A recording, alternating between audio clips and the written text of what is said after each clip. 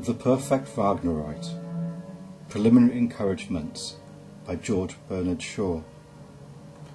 A few of these will be welcome to the ordinary citizen visiting the theatre to satisfy his curiosity or his desire to be in the fashion by witnessing a representation of Richard Wagner's famous Ring of the Nibelungs. First, the ring with all its gods and giants and dwarfs, its water maidens and valkyries, its wishing cap, magic ring, enchanted sword and miraculous treasure is a drama of today and not of a remote and fabulous antiquity. It could not have been written before the second half of the 19th century because it deals with events which were only then consummating themselves. Unless the spectator recognises in it an image of the life he is himself fighting his way through, it must needs appear to him a monstrous development of the Christian pantomimes, spun out here and there into intolerable lengths of dull conversation by the principal baritone. Fortunately, even from this point of view, The Ring is full of extraordinary attractive episodes, both of orchestral and dramatic. The nature music alone, music of river and rainbow, fire and forest, is enough to bribe people with any love of the country in them to endure the passages of political philosophy in the sure hope of a prettier page to come.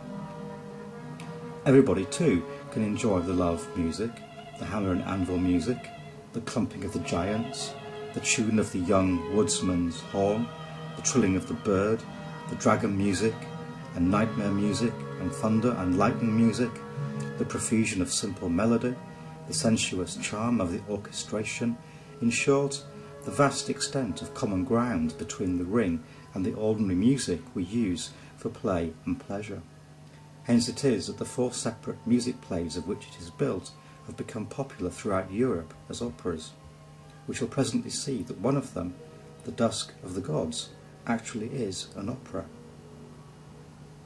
It is generally understood, however, that there is an inner ring of superior persons to whom the whole work has a most urgent and searching philosophic and social significance. I profess to be such a superior person, and I write this pamphlet for the assistance of those who wish to be introduced to the work on equal terms with that inner circle of adepts. My second encouragement is addressed to modest citizens who may suppose themselves to be disqualified from enjoying the ring by their technical ignorance of music.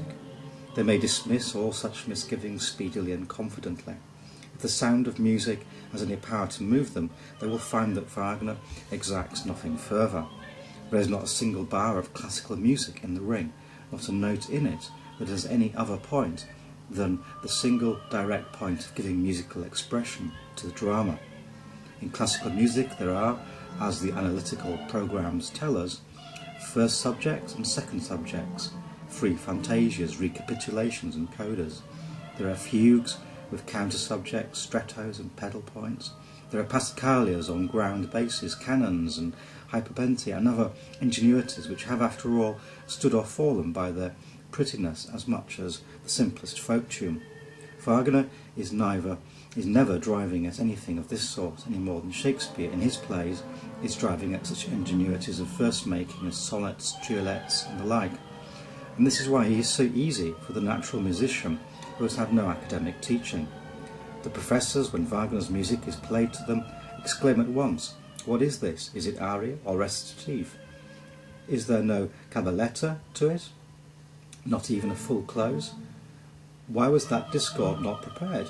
Why does he not resolve it correctly? How dare he indulge in those scandalous and illicit transitions into a key that has not one note in common with the key he has just left? Listen to these false relations. What does he want with 6 drums and 8 horns when Mozart worked miracles with 2 of each? The man is no musician." The layman neither knows nor cares about any of these things. If Wagner were to turn aside from his straightforward dramatic purpose to propitiate the professors with correct exercises in sonata form, his music would at once become unintelligible to the unsophisticated spectator, upon whom the familiar and dreaded classical sensation would descend like the influenza. Nothing of the kind need be dreaded. The unskilled, untaught musician may reproach Wagner boldly, for there is no possibility of misunderstanding between them. The ring music is perfectly single and simple. It is the adept musician of the old school who has everything to unlearn, and him I leave unpitied to his fate.